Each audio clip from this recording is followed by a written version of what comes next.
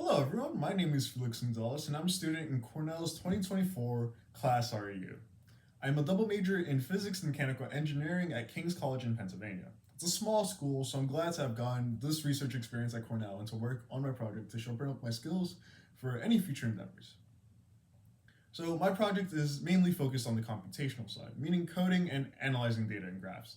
Specifically, I'm doing this using Python and some special Python libraries called BMAD and Tau on a Linux server.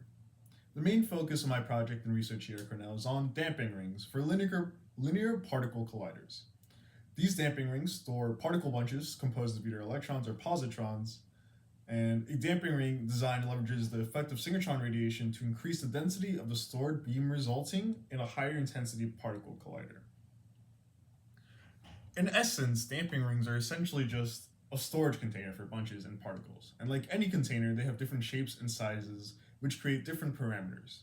So the most basic types of parameters are circumference or size of the ring, different energies the bunches can be stored at, the number of bunches, and the types of cells that make up the rings. There's definitely a lot more parameters here, but one of the most crucial is the cell type. So the main cell types are the photocell, the TMEs, DBAs, and MBAs. They're all unique and have their own uses, but my focus while researching were photocells, since they have a very simple design and the math behind them isn't too complicated. So photocells are made up of two magnets, a focusing and defocusing magnet, as well as two drift spaces that are completely empty. So you might be asking yourself, why is any of this relevant? Well, a damping ring is a critical piece in a linear collider, which will allow particle physicists to study physics beyond the standard model with unprecedented precision.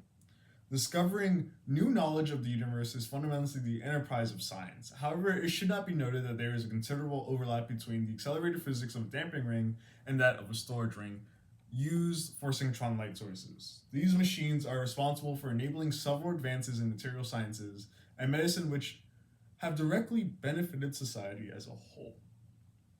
And, I would like to give a quick shout out, or I guess a thanks to class and Cornell as a whole.